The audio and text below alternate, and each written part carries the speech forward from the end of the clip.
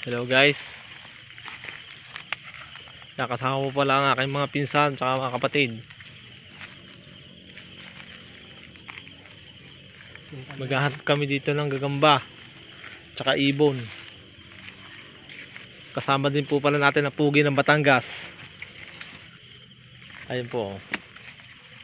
Sobrang dilim nga po pala dito mga kaibigan.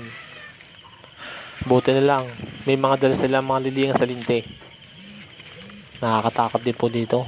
Baka po mamaya may mga ahas dito na aming matapakan. Kaya po nag-iingat po kami dito mga kaibigan. Ayun na nga po. Patuloy po kami sa pag-akyat. At patingin linga-linga kami sa aming paligid. Baka po mamaya kung ano nang makita namin dito. Pero buti na lang wala naman. Nakakatindig balahibo pong katahimikan sa gabing ito. Pero nagpatuloy pa rin po kami sa pag-akyat. Nagbabaka sakali na makakita po kami ng aming hinahanap. Ayun na nga po. Nagdiretso na po kami sa paglalakad. Pagod na po kami. Hingal na hingal. Ito nakakita rin po ng gagamba. Maya-maya na nga po pala ako dyan. Dahil nakakita po kami ng isang gagamba.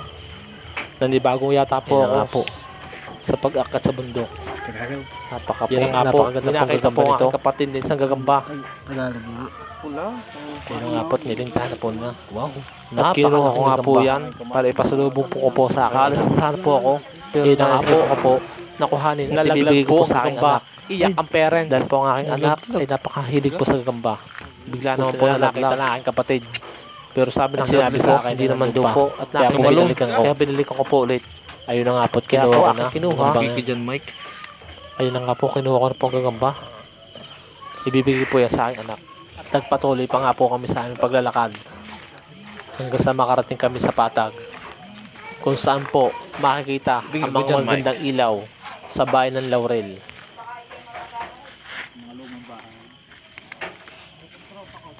Medyo nga po pala una na po ang aming pinuno. Din po itong ahonin na ito bago makapunta sa patag. Sobrang hingal po ko dito. Pawis sa pawis.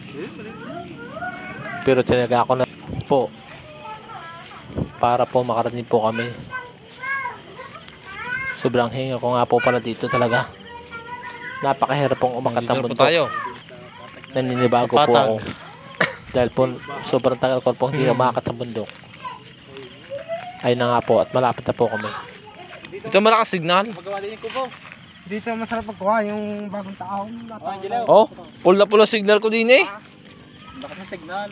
Malakas ang signal dito. Oo, sa taas ito. Kaya magawa ko, go. Dito? Oo, pahinga. Maganda daw sa taas yung dilaw. Nag-batteries na yun. Ayun na nga po.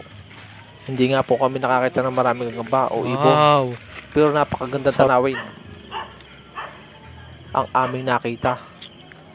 Sadya pong napakaganda sa aming mga mata. Ang liwanag sa gabi ng mga ilaw sa aming mga bahay at ilaw sa bayan ng Laurel. So yun lang guys. Hanggang sa muli.